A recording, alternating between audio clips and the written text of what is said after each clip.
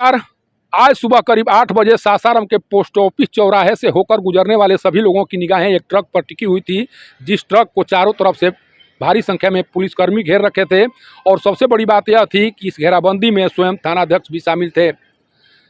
सासाराम के नगर थानाध्यक्ष के नेतृत्व में पहुंची पुलिसकर्मियों के द्वारा उस ट्रक को चारों तरफ से घेर रखा गया था और कोशिश की जा रही थी कि किसी तरह से इस ट्रक को थाना पहुँचाया जा सके, ताकि इसके विरुद्ध विधि सम्मत कार्रवाई की जा सके। इस दौरान चालक भी यह कोशिश करते हुए दिखाई पड़ा कि किसी तरह से पुलिसिया कार्रवाई से इस ट्रक को बचाया जा सके, ताकि उस पर जो विधि सम्मत कार्रवाई हो वो न हो सके। लेकिन अंततोगत्वा पुलिस उसे थाना लेकर पहुंची। लेकिन इस दौरान लोग यह लगातार जानने की कोशिश करते रहे कि आखिर इसमें क्या रखा हुआ है, जिस कारण से इतनी बड़ी संख्या में पुलिसकर्मियों को यहाँ आना पड़ा। जैसे ही लोगों को यह पता चला कि इसमें बालू रखा हुआ है और क्षमता से अधिक बालू ले जाने के शक के आधार पर पुलिसकर्मियों के द्वारा इस ट्रक को रोका गया है, उसके बाद से लोग यह कहते हुए सुनाई पड़ने लगे कि इस तरह के वाहन प्रत्येक दिन सासाराम की सड़कों पर आते जाते दिखाई पड़ते हैं। आखिर उन वाहनों पर कार्रवाई क्यों नहीं होती, क्यों एक मात्र इस ट्रक को निशाना बनाया जा रहा है? आखिर इसके पीछे का कारण क्या है? आखिर जब प्रत्येक दिन सैकड़ों की संख्या में बालू लेकर आने जाने वाले ट्रकों का जमावड़ा पुरानी जीटी रोड पर लगा रहता है, उस समय पुलिसकर्मी नदारद के रहते हैं। आखिर पुलिस के द्वारा उन वाहनों पर लगातार कार्रवाई क्यों नहीं की जाती, जिन वाहनों से हमेशा लोगों को खतरा बना रहता है? इसी तरह का प्रश्न लगातार सासाराम के पोस्ट ऑफिस चौराहे पर खड़े होते रहे और लोग लगातार पुलिस के इस कार्यशैली पर कमेंट करते हुए नजर आ रहे थे।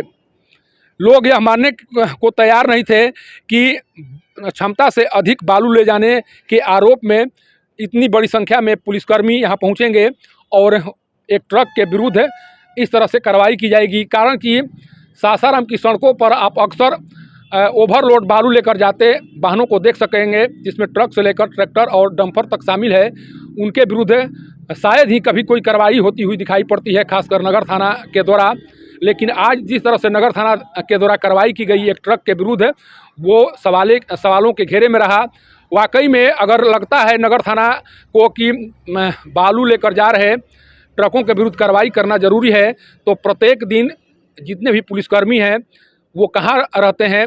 उन्हें सासाराम की सड़कों से होकर गुजरते ये वाहन क्यों नहीं दिखाई पड़ते हैं? ये सबसे बड़ा सवाल है।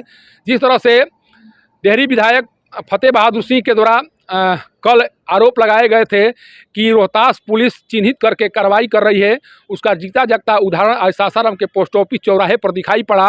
कारण कि जब आप क्षमता से अधिक बालू ले जाने के आरोप में एक ट्रक को आप पकड़ते हैं, तो इस तरह के सैकड़ों ट्रक प्रत्येक दिन इस सड़कों से होकर गुजर रहे हैं, उस पर कार्रवाई आप क्यों नहीं करते हैं? अगर आप कार्रवाई नहीं करते हैं तो जो फतेह बहादुर सिंह देहरी के विधायक हैं, उनके द्वारा जो आरोप लगाए जा रहे हैं उसे सही क्यों ना माना जाए? आपकी नज़रों में केवल एक ट्रक ही अवैध कारोबार का कार्य संचालित करते हुए कैसे दिखाई पड़ता है? आपको वो सारे ट्रक और ट्रैक्टर क्यों नज़र नहीं आते हैं जो धड़ल्ले से दिन के उजाले में इन सड़कों से होकर गुजरते दिखाई पड़ते हैं? आप उस समय कहाँ सोए रहते हैं? आपके द्वारा उनके विरुद्ध कार्रवाई क्यों नहीं की जाती है? ये प्रश्न क्यों ना पूछा जाए और ये आपसे जानने का प्रयास क्यों न किया जाए कि उन ट्रक और ट्रैक्टरों के विरुद्ध कार्रवाई आप कब करेंगे जो धड़ल्ले से सासाराम की सड़कों पर आते जाते दिखाई पड़ते हैं?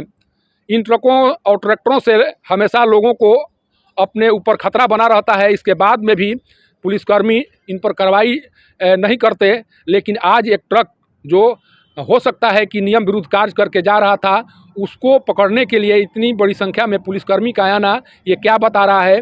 और ये क्या बताने की कोशिश पुलिसकर्मियों के द्वारा की गई, ये सभी को समझना चाहिए।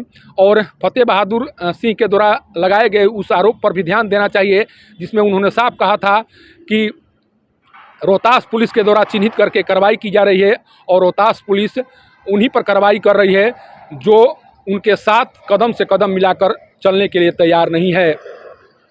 सासाराम से पब्लिक न्यूज़ के लिए सत्येंद्र चौबे की रिपोर्ट।